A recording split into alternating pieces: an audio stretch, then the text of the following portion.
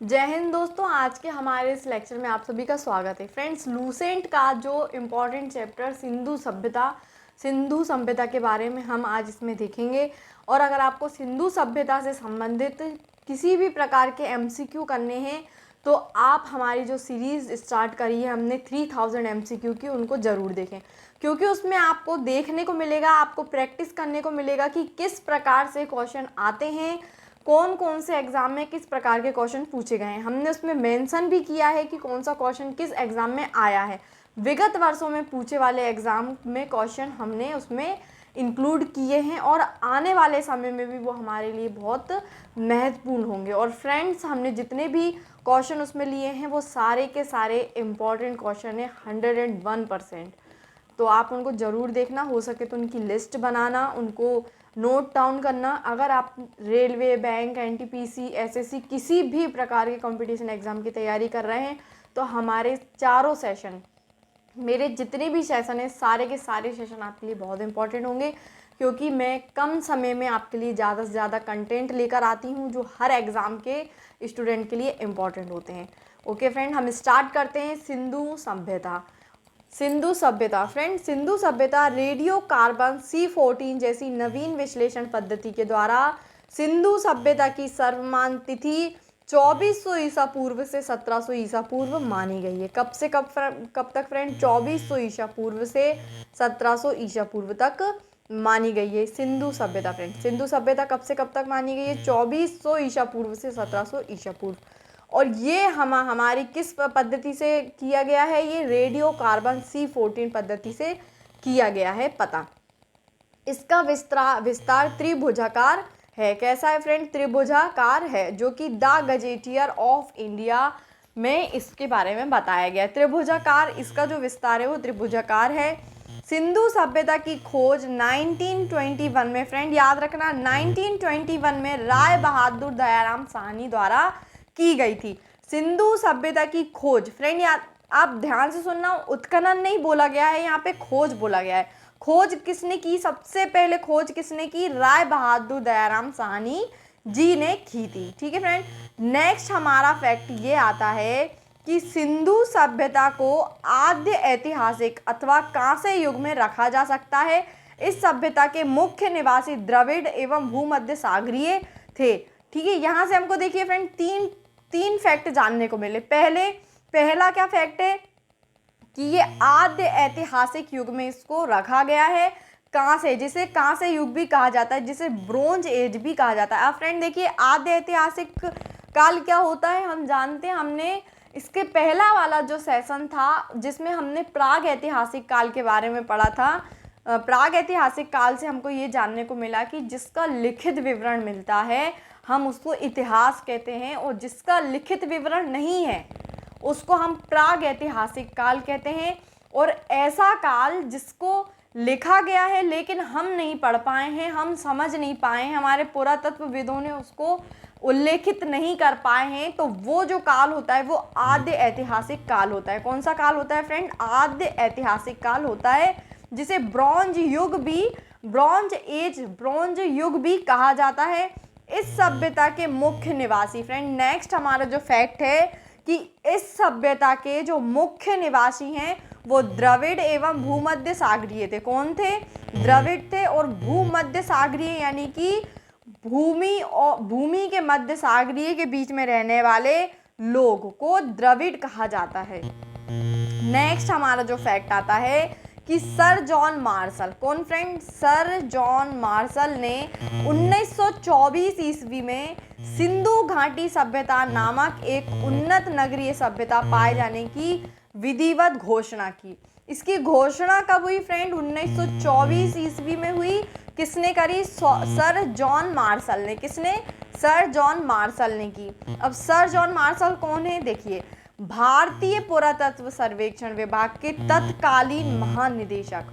उस समय, जिस समय ये घटना को, इसके बारे में जिसने बताया था 1924 में, और 1924 वर्ष में भारतीय पुरातत्व सर्वेक्षण विभाग के कौन थे? महानिदेशक थे। कौन थे फ्रेंड? महानिदेशक थे सर जॉन मार्शल, जिनने 1924 में विधिवत घोषणा की थी कि हमारे देश में एक नगरीय सभ्यता पाई गई है जिसका नाम है सिंधु घाटी सभ्यता। क्या नाम है फ्रेंड? सिंधु घाटी सभ्यता। ठीक है, नेक्स्ट हमारा पॉइंट आता है सिंधु सभ्यता के सर्वाधिक पश्चिमी पुरा स्थल दास्क नदी के किनारे स्थित सूत कांगेंडोर जो कि बलूचिस्तान में है।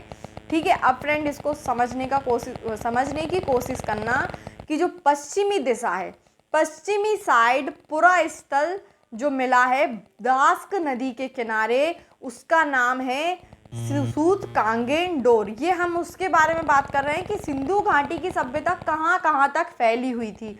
अगर हम पश्चिम की बात करें, कहाँ की बात करें फ्रेंड? अगर हम पश्चिम की बात करें तो वहाँ है दास्क नदी जिसके किनारे सूत कांगेंडोर स्थित है जो कि बलूचिस्तान में आता है। ठीक है, ये पॉइंट आप लिख लीजिए। नेक्स्ट है पूर्वी अगर हम दिशा की बात करें तो वहाँ पर हिंडन नदी है। कौन सी नदी है फ्रेंड? हिंडन नदी है जिसके किनारे आलमगीरपुर स्थित है जो कि उत्तर प्रदेश के मेरठ जिले में स्थित है। कहाँ पे है फ्रेंड? उत्तर प्रदेश के मेरठ जिले में जो आलमगीरपुर है वो हिंडन नदी के किनारे स्थित है जो कि पूर्वी दिशा में है और वहाँ तक हमारी सिंधु घाटी की सभ्यता फैली हुई है। ठीक है, नेक्स्ट आता है उत्तरी पुरा स्थल यानी उत्तरी दिशा। जो हमारी उत्तर की दिशा है वहाँ पे कौन सी नदी है फ्रेंड? चिनाब नदी है। चिनाब नदी के तट पर अखनूर के निकट मांदा, कहाँ? अखनूर के निकट मांदा जगह है जो कि जम्मू कश्मीर में आती है। कहाँ आती है फ्रेंड? जम्मू कश्मीर में आती है। नेक्स्ट हमारी दिशा है दक्षिण। दक्षिण में जो गोदावरी नदी है, कौन सी नदी है? गोदावरी नदी के तट पर दाइमाबाद स्थित है जो कि हमारे महाराष्ट्र के अहमदनगर जिले में है। ठीक है, यहाँ से हमको सबसे पहले क्या पता चला? पश्चिम दिशा जिसके किनारे, जहाँ जो दास्क नदी के किनारे सूत कांगेंडोर है, वहाँ पर पूर्वी दिशा में हिंडन नदी जो कि आलमगीरपुर उसके किनारे बसा हुआ है।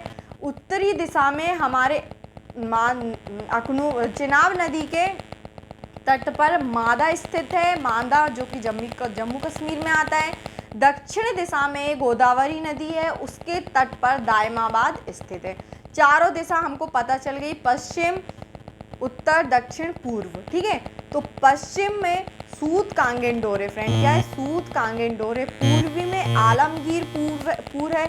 आप ऐसे याद रख सकते, पूर्व दिशा और आलमगीरपुर। आप देखेंगे ना सूत कांगेंडोर में पुर लगा है, ना मांदा में, ना दाइमाबाद में। ठीक है, नेक्स्ट हमारी आती है चिनाब नदी। कौन सी नदी आती है फ्रेंड? चिनाब नदी। फिर नेक्स्ट हमारी आती है गोदावरी नदी। तो जो गोदावरी नदी है वो हमारे दाइमाबाद वहाँ पे स्थित है। ठीक है, और जो हमारी पश्चिमी दिशा है वहाँ पे सूत कांगेंडोर स्थित है। अब हमारा देखते हैं नेक्स्ट फैक्ट। नेक्स्ट फैक्ट ये कहता है कि सिंधु सभ्यता या सैंधव सभ्यता नगरीय सभ्यता थी। फ्रेंड सीधी सी बात है, इतनी सभ्यता हमारे देश में आई लेकिन हमारी सिंधु सभ्यता हमारे इतिहास के लिए बहुत ही इम्पोर्टेंट रोल प्ले करती है। क्यों करती है? क्योंकि वो एक सभ्यता होने के साथ साथ नगरीय सभ्यता थी। यानी हमारे देश में नहीं, इंक्लूडिंग ऑल ओवर वर्ल्ड में सबसे पहले जो नगरीय सभ्यता बनी थी वो सिंधु सभ्यता बनी थी। सिंधु सभ्यता के समय चीन सभ्यता भी थी, मेसोपोटामिया सभ्यता भी थी, लेकिन इनमें से किसी भी सभ्यता में नगरीय सभ्यता को देखने का मौका नहीं मिला। ये कोई भी सभ्यता नगरीय सभ्यता नहीं थी। लेकिन हमें ये कैसे पता चला कि जब सिंधु सभ्यता थी उसी समय ये सभ्यता भी थी? क्योंकि उस समय भी फॉरेन सर्विस चलती थी। फॉरेन सर्विस यानी कि विदेशी व्यवसाय चलता था। हमारी सिंधु सभ्यता से मेसोपोटामिया में आयात और निर्यात होता था, चीनी सभ्यता में भी आयात निर्यात होता था। जो चीज़ें हमारे सिंधु सभ्यता में बनी है वो चीज़ें वहाँ पर हमको देखने को मिली और जो वहाँ पे बनती थी वो चीज़ें हमको हमारी सिंधु सभ्यता में देखने को मिलती हैं। नेक्स्ट देखते हैं कि सैंधव सभ्यता से प्राप्त परिपक्व अवस्था वाले स्थलों में केवल 6 कोई बड़े नगरों की संज्ञा दी गई है। यानी कि मिले तो सैंधव सभ्यता से बहुत सारी स्थल मिले हैं लेकिन 6 ऐसे नगर हैं जिनको हमने बड़े नगर की संज्ञा दी है। कौन कौन से? मोहनजोदड़ो, हड़प्पा, गढ़वारीवाला, धोलावीरा, राखीगढ़ी और कालीबंगन। फ्रेंड देखिए, जो कालीबंगन है उसको काली चूड़ियाँ कहा जाता है, और काली चूड़ियों का अर्थ कालीबंगन होता है। कालीबंगन ही इसका नाम क्यों रखा? क्योंकि यहाँ से हमको काली चूड़ियों के अवशेष मिले हैं, हमें काली चूड़ियों के साक्ष्य मिले हैं। और मोहनजोदड़ो का मतलब होता है मृतकों का टीला। ठीक है, आगे देखते हैं। स्वतंत्रता प्राप्ति पश्चात हड़प्पा संस्कृति के सर्वाधिक स्थल गुजरात में खोजे गए हैं। हमारी स्वतंत्रता के बाद सबसे ज़्यादा जो स्थल मिले हैं वो कहाँ मिले हैं फ्रेंड? गुजरात में देखने को मिले हैं। नोट, सिंधु घाटी सभ्यता का सबसे बड़ा स्थल मोहनजोदड़ो है। सबसे बड़ा स्थल कौन सा है फ्रेंड? मोहनजोदड़ो। जबकि भारत में इसका सबसे बड़ा स्थल राखीगढ़ी है, जो कि घग्गर नदी है, जो हरियाणा के जींद जिले में स्थित है। इसकी खोज 1969 ईस्वी में सूरजभान ने की थी। ठीक है, मतलब क्या, इससे हमको कैसा देखने को मिलता है कि पूरी अगर हम सिंधु घाटी की सभ्यता देखें, अगर हम हमारे देश को आज़ादी के पहले देखते हैं तो उस समय की सूरत में हमारे देश में सबसे बड़ा स्थल कौन सा होगा? मोहनजोदड़ो होगा। लेकिन जब हमारा देश विभाजित हुआ तब हमारे देश में सबसे बड़े स्थल कौन सा कहलाया? राखीगढ़ी कहलाया। लेकिन फ्रेंड, अगर क्वेश्चन ये आता है कि सबसे बड़ा स्थल सिंधु घाटी सभ्यता का कौन सा है, तो आप मोहनजोदड़ो लिखे हुए। लेकिन अगर वो ये पूछते हैं कि विभाजित होने के बाद या 1969 के बाद कौन है, तो कौन सा है? राखीगढ़ी है, जिसकी खोज किसने की? सूरजभान ने की थी। नेक्स्ट हमारा टॉपिक है, नेक्स्ट हमारा फैक्ट है, लोथल एवं सूतकोदा को सिंधु सभ्यता का बंदरगाह था। क्या था? सिंधु सभ्यता के बंदरगाह कौन है? लोथल एवं सूतकोदा। ठीक है, जुते हुए खेत और नक्काशीदार ईंटों के प्रयोग का साक्ष्य कालीबंगन से प्राप्त हुआ है। कहाँ से प्राप्त हुआ है फ्रेंड? कालीबंगन से हमको क्या प्राप्त हुआ है कि वहाँ पे जुते हुए खेत मिले हैं और नक्काशीदार ईंटें मिली हैं। नेक्स्ट है, मोहनजोदड़ो से प्राप्त स्नानागार संभवतः सिंधु सभ्यता की सबसे बड़ी इमारत है। अगर ये क्वेश्चन हमारे एमपीपीएससी में आ चुका है मेंस में कि स्नानागार के बारे में आप 3 नंबर में लिखिए। ठीक है, और यहाँ तक कि एमसीक्यू में भी पूछा जा चुका है कि सिंधु सभ्यता की सबसे बड़ी इमारत कौन सी है? तो कौन सी है फ्रेंड? स्नानागार, जो कि कहाँ से प्राप्त हुई है? मोहनजोदड़ो से प्राप्त हुई है। हर बड़ी चीज़ें आपको मोहनजोदड़ो से ही प्राप्त हुई हैं। जिसके मध्य स्थित स्नान कुंड 11.88 मीटर लंबा है और 7.001 मीटर चौड़ा है, 2.43 मीटर गहरा है। ठीक है फ्रेंड, नेक्स्ट हम देखते हैं अग्निकुंड लोथल एवं कालीबंगन से प्राप्त हुए। अब अग्निकुंड अगर लोथल और कालीबंगन से प्राप्त हुए तो इसका मतलब उस समय पूजा जैसी चीज़ें भी होती थी, उस समय भी भगवान की पूजा की जाती थी। लेकिन इसके फुल साक्ष्य नहीं मिले, मगर अगर देखा जाए तो अग्निकुंड मिला है तो पूजा से ही उसको हम रिलेट करेंगे। ठीक है, मोहनजोदड़ो से प्राप्त एक सील पर 3 मुख वाले देवता पशुपतिनाथ की मूर्ति मिली है। किसकी मूर्ति मिली है फ्रेंड? पशुपतिनाथ की मूर्ति मिली है मोहनजोदड़ो में। ठीक है, ये क्वेश्चन हमारे राजस्थान आरपीएससी में आ चुका है कि मोहनजोदड़ो से प्राप्त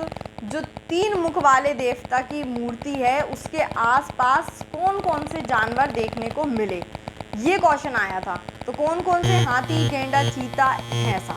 ठीक है, हाथी, गेंडा, चीता, भैंसा।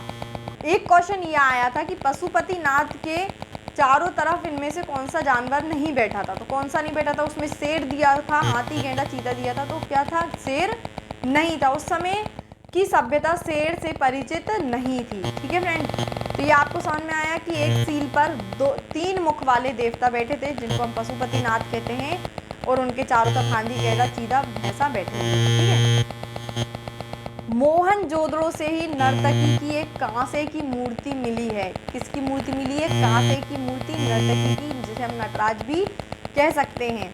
हड़प्पा की मोहरों पर सबसे अधिक एक श्रृंगी पशु का अंकन मिलता है। यहाँ से प्राप्त एक आयताकार मुहर में स्त्री के गर्भ से निकलता पौधा दिखाया गया है। ठीक है, तो फ्रेंड आप ये याद रखना, मोहनजोदड़ो से कांसे की मूर्ति मिली, हड़प्पा से हमें ऐसी मूर्ति मिली जिसमें एक श्रृंगी पशु बना हुआ था और एक आयताकार मुहर पर स्त्री के गर्भ से निकलता पौधा दिखाया गया है। मनके बनाने के कारखाने लोथल एवं चंद्रमुद्रो में मिले हैं। कहाँ से मिले हैं? लोथल और चंद्रमुद्रो से हमको मनके बनाने के कारखाने मिले हैं। नेक्स्ट है हमारा, सिंधु सभ्यता की लिपि भाव चित्रात्मक है। फ्रेंड ये क्वेश्चन आ सकता है कि जो सिंधु सभ्यता की लिपि थी वो भाव चित्रात्मक थी। अब फ्रेंड यहाँ पे ये आपको मतलब थोड़ा आ रहा होगा कि भाव चित्रात्मक लिपि ये कैसी होती है। उन लोग क्या करते थे, चित्र बनाकर अपने भाव को प्रकट करते थे। चित्र बनाकर, ठीक है, चित्र बनाकर यानी कि जानवरों के चित्र होते थे और वो उनकी लिपि होती थी। इसलिए हम ये लिपि आज तक नहीं समझ पाए हैं, नहीं पढ़ पाए हैं, है ना। इसलिए इसको हमने आद्य ऐतिहासिक काल में सम्मिलित किया है। ये लिपि दाईं से बाईं ओर लिखी जाती थी। जब अभिलेख एक से अधिक पंक्तियों का होता था तो पहली पंक्ति दाईं से बाईं ओर और दूसरी पंक्ति बाईं से दाईं ओर लिखी जाती थी। ठीक है, नेक्स्ट है हमारा फैक्ट, लेखन कला की उचित प्रणाली विकसित करने वाली पहली सभ्यता सुमेरिया की सभ्यता थी। ठीक है, लेखन कला, जिनकी लेखन कला बहुत अच्छी विकसित हो चुकी थी, वो कौन सी सभ्यता थी? सुमेरिया। ठीक है फ्रेंड, सिंधु सभ्यता के लोगों ने नगरों तथा घरों के विन्यास के लिए ग्रीड पद्धति अपनाई थी। फ्रेंड ये क्वेश्चन भी पूछा जा चुका है कि सिंधु सभ्यता के लोग नगरों तथा घरों का विन्यास किस पद्धति में करते थे। तो किस पद्धति में करते थे फ्रेंड? ग्रीड पद्धति में करते थे। ठीक है, घरों के दरवाजे और खिड़कियां सड़क की ओर ना खुलकर पिछवाड़े की ओर खुलते थे। यानी वो जो खिड़कियां और दरवाजे होते थे वो आगे से ना खुलकर पीछे की तरफ से खुलते थे। केवल लोथल नगर, फ्रेंड याद रखना, सिर्फ लोथल नगर ऐसा था जिसके दरवाजे मुख्य सड़क की ओर खुलते थे, है ना। यानी लोथल को छोड़कर जितनी भी जगह थी वो सारी की सारी जगहों पर जो घर होते थे उनकी खिड़कियां और दरवाजे पीछे की तरफ खुले जाते थे, लेकिन सिर्फ लोथल ऐसी जगह थी जिसके दरवाजे आगे की ओर खुले जाते थे। सिंधु सभ्यता में मुख्य फसल थी गेहूं और जौ। सिंधु सभ्यता में कौन कौन सी फसलें मुख्य थी? गेहूं और जौ। सबसे पहले इन्होंने गेहूं और जौ को ही बोया था। सैंधववासी मिठास के लिए शहद का प्रयोग करते थे। मिट्टी से बने हल का साक्ष्य बनवाली में मिला है। याद रखना फ्रेंड, मिट्टी से बने हल का साक्ष्य कहाँ से मिला है? बनमाली से। सीधी सी बात है, देखिए बनमाली, है ना। आप थोड़ा मतलब अगर ट्रिक लगाओगे तो आपको वो एग्जाम के समय बहुत ही ज़्यादा यूजफुल होगी। क्यों होगी? क्योंकि यही प्रकार के क्वेश्चन आते हैं कि ये साक्ष्य कहाँ से मिले, उस चीज़ के साक्ष्य कहाँ से मिले, इसके अवशेष कहाँ से मिले। अब इतना सारा डेटा कोई याद नहीं रख पाता, है ना। इसलिए उसको ट्रिक से याद करो कि बनमाली से हल। देखो हल से अपन क्या करते हैं, हल हम हमारे काय में चलाते हैं, ज़मीन पे चलाते हैं, हमारी जो खेती होती है वहाँ पे चलाते हैं। और वन और माली, वन में काम करने वाला माली ही हल चलाता है ना। इस प्रकार से आप याद रख सकते हैं इसको। रंगपुर एवं लोथल से चावल के दाने मिले हैं। क्या मिले हैं? चावल के दाने, जिनसे धान की खेती होने का प्रमाण मिलता है। इसका मतलब धान की खेती होती थी। लेकिन फ्रेंड याद रखना, उस समय ये लोग चावल खाते नहीं थे, है ना। चावल के दाने जरूर मिले। चावल के प्रथम साक्ष्य लोथल से ही प्राप्त हुए हैं और लोथल से ही चावल के प्रथम साक्ष्य प्राप्त हुए हैं, लेकिन रंगपुर और लोथल से चावल के दाने मिले हैं। मगर अगर ये क्वेश्चन आए कि उस समय के लोग इनमें से किस चीज़ को प्रयोग नहीं करते थे, तो आप अगर उसमें चावल है तो चावल को टिक लगाएंगे। ठीक है, सूतकोत्ता, कालीबंगन एवं लोथल से सैंधवकालीन घोड़े के अस्थि पंजर मिले हैं। क्या मिले हैं? घोड़े के अस्थि पंजर मिले हैं। तोल की इकाई संभवतः 16 के अनुपात में थी, यानी कि उस समय के लोग मैथमेटिक्स भी जानते थे। सैंधव सभ्यता के लोग यातायात के लिए 2 पहियों एवं 4 पहियों वाली बैलगाड़ी या भैंसा गाड़ी का उपयोग करते थे। ठीक है, नेक्स्ट है मेसोपोटामिया के अभिलेखों में वर्णित मेलुहा शब्द का अभिप्राय सिंधु सभ्यता से ही है। मेसोपोटामिया में हमको जो अभिलेख मिले हैं मेसोपोटामिया में, उसमें मेलुहा शब्द सिंधु सभ्यता के लिए यूज़ किया जाता है? फ्रेंड ये क्वेश्चन भी पिछले वर्षों में पूछा जा चुका है, किसमें, छत्तीसगढ़ पीएससी में पूछा गया है। ठीक है, आप मेरी सीरीज जरूर करना फ्रेंड, 3000 क्वेश्चन वाली, उसमें आपको पता चलेगा किस प्रकार के क्वेश्चन किस एग्जाम में पूछे जाते हैं।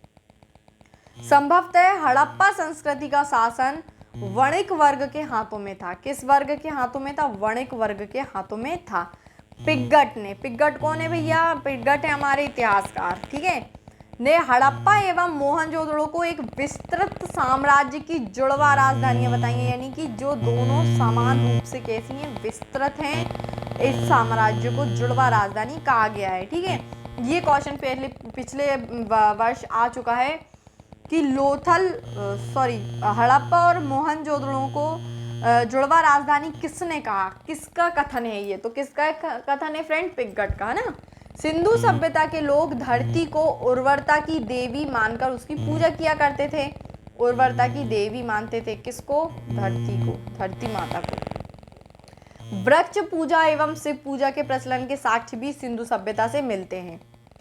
स्वास्तिक चिन्ह संभवतः हड़प्पा सभ्यता की देन है। इस चिन्ह से सूर्योपासना का अनुमान लगाया जाता है। सिंधु घाटी के नगरों में किसी भी मंदिर के अवशेष नहीं मिले, मंदिर के अवशेष नहीं मिले फ्रेंड, और ये कंपलसरी भी नहीं था कि सब पूजा करेंगे या सब मूर्ति रखेंगे, है ना। कुछ लोग आपको पूजा करने वाले मिलेंगे और कुछ लोग आपको पूजा करने वाले नहीं मिलेंगे। सिंधु सभ्यता में मातृ देवी की उपासना सर्वाधिक प्रचलित थी, है ना। पशुओं में कुबड़ वाला सांड इस सभ्यता के लोगों के लिए विशेष पूजनीय था। कुबड़ वाला सांड। स्त्री मृण मूर्तियां, मिट्टी की मूर्तियां अधिक मिलने से ऐसा अनुमान लगाया जाता है कि सैंधव समाज मात्र सत्तात्मक था।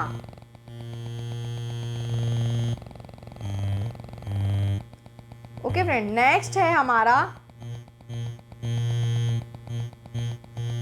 यहाँ पे कुछ वस्तुएं दी है सिंधु काल में विदेशी व्यापार की। देखते हैं, जो तांबा है किस प्रदेश में लाया जाता था?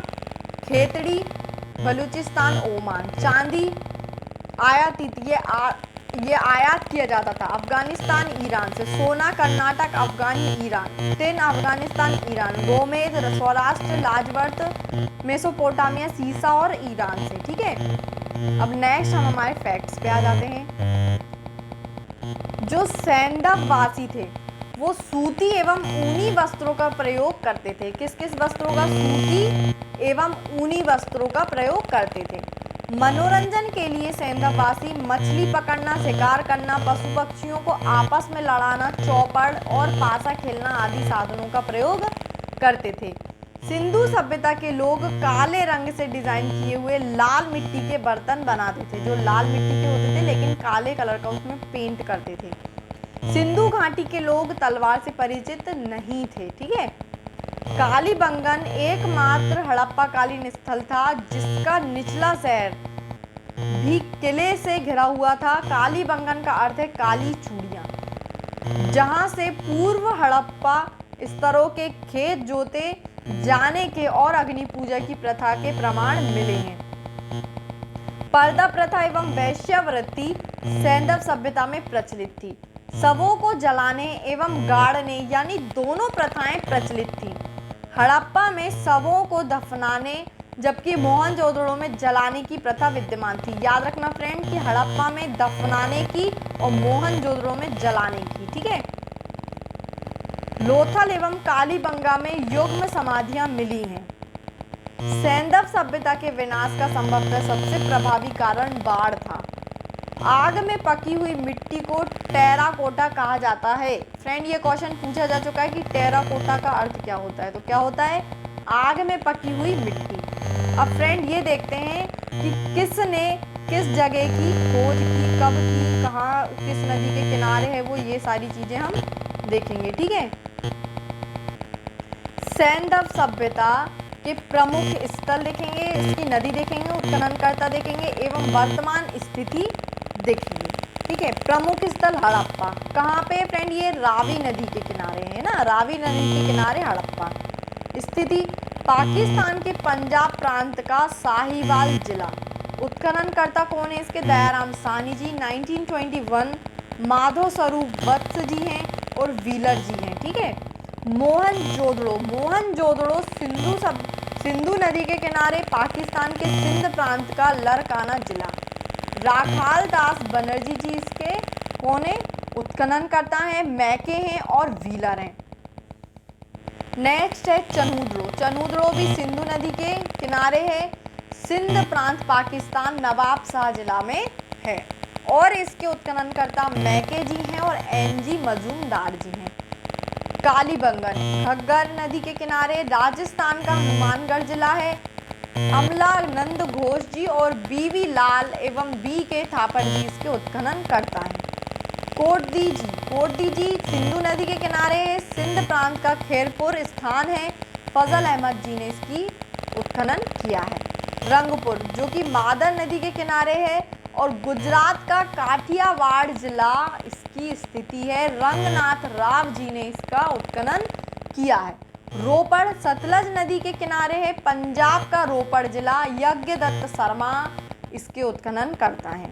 नेक्स्ट है लोथल भोगवा नदी के किनारे है, गुजरात का अहमदाबाद जिला इसके स्थिति है और रंगनाथ राव जी ने इसकी उत्खनन किया है। आलमगीरपुर हिंडन नदी के किनारे है और उत्तर प्रदेश का मेरठ जिला है, यज्ञदत्त शर्मा इसके उत्खनन करता है। सूत कांगेंडोर दास्क नदी के किनारे, पाकिस्तान के मकरान में समुद्र तट के किनारे, ऑरेल स्टाइन 1927 में इसकी उत्खनन किया है। नेक्स्ट है वनमाली फ्रेंड याद है, यहाँ से क्या हमको मिट्टी का हल मिला था ना। रंगोई नदी के किनारे हरियाणा का हिसार जिला है और रविंद्र सिंह बिष्ट इसके उत्खनन करता है। धोलावीरा लूनी नदी के किनारे गुजरात के कच्छ जिला में, जेपी जोशी रविंद्र सिंह बिष्ट इसके उत्खनन करता है। सोत का ये होसादी कौर नदी के किनारे है और दक्षिण बलूचिस्तान में स्थित है और जॉर्ज डेल से इसके उत्खनन करता है। फ्रेंड आपने एक चीज़ नोटिस की होगी कि जितने भी स्थल प्राप्त हुए हैं, चाहे वो बड़े नगर हों, चाहे वो छोटे नगर हों, चाहे वो छोटी जगह हो, चाहे वो बड़ी जगह हो, सारी की सारी नदी के किनारे विकसित है। अब फ्रेंड आपको पता ही है कि वो नदी के किनारे विकसित क्यों है, क्योंकि इस समय जो मतलब उस समय क्या था कि कृषि इनका एकमात्र व्यवसाय होता था, कृषि करना इनके लिए ही व्यवसाय था। तो कृषि के लिए पानी की आवश्यकता होती है, तो इन लोगों ने नदी के किनारे अपने गांव, अपने शहर बसाए जिससे इनको पानी की आपूर्ति ना हो और ये अपने जीवन यापन अच्छे से कर सकें बिना पानी के आदान प्रदान के। वहीं से इनको पानी मिल जाता था, घर बनाने के लिए भी पानी की आवश्यकता होती है, हर चीज़ की होती है। और इनकी नालियाँ इतनी व्यवस्थित बनी रहती थी कि इनका सीधा पानी नालियों से निकलते हुए पूरा एक जगह एकत्रित हो जाता था। ओके फ्रेंड, आई होप आपको मेरा ये लेक्चर अच्छा भी लगा होगा और समझ में भी आया होगा। अगर आप आगे के सेशन देखना चाहते हैं तो नेक्स्ट सेशन के लिए आप तैयार रहना। मेरा जो नेक्स्ट लेक्चर होगा वो होगा वैदिक सभ्यता। वैदिक सभ्यता फ्रेंड जो मेरे 3000 MCQ वाली सीरीज़ है, जो मैंने 3000 MCQ वाली सीरीज़ स्टार्ट करी है, उसमें मेरे 90 क्वेश्चन प्रैक्टिस सेट हो चुके हैं, 90 क्वेश्चन टिक लग चुके हैं और वो 90 क्वेश्चन थे सिंधु घाटी सभ्यता से संबंधित। फ्रेंड सिंधु घाटी सभ्यता से संबंधित थे, प्राग ऐतिहासिक काल से संबंधित थे और यहाँ तक कि प्राचीन भारतीय इतिहास के स्रोत जो हम ये 3 लेक्चर हमारे कंप्लीट हो चुके हैं, इनसे संबंधित वो 90 क्वेश्चन थे जो प्रैक्टिस में, जो हमारे विगत वर्षों के एग्ज़ाम में पूछे जा चुके हैं। अब लेकिन हमारा जो नेक्स्ट सेशन जो स्टार्ट होगा, हमारी जो 5th पार्ट होगा MCQ का, उसमें 30 क्वेश्चन यानी 91 से 30 क्वेश्चन पहले पार्ट में रहेंगे जो कि वैदिक सभ्यता से संबंधित होंगे। फ्रेंड किससे संबंधित होंगे? वैदिक सभ्यता में उनसे संबंधित क्वेश्चन पूछे जाएंगे और उनको लेकर मैं प्रैक्टिस के लिए आऊँगी। तो फ्रेंड आप वो ज़रूर अटेंड करना। चैप्टर स्टार्ट होने के पहले अगर आप MCQ करेंगे, पहले अगर आप MCQ देखेंगे फिर चैप्टर करेंगे, या पहले आप चैप्टर करेंगे फिर MCQ करेंगे, तो आपकी प्रैक्टिस बहुत अच्छी हो जाएगी। आप खुद टिक लगा पाएंगे कि मेरी कितनी तैयारी हो पाई है। तो फ्रेंड आप अगर ये चैप्टर करें, जैसे सिंधु सभ्यता की अगर आप वीडियो देखेंगे तो उसके बाद नेक्स्ट आप MCQ वाला पोर्शन ज़रूर देखना, जिससे आपकी प्रैक्टिस स्पीड बढ़ सके। Okay friend, thanks to watch my video. I hope मैं आपको कम समय में ज़्यादा से ज़्यादा कंटेंट दे पा रही हूँ। And my video like share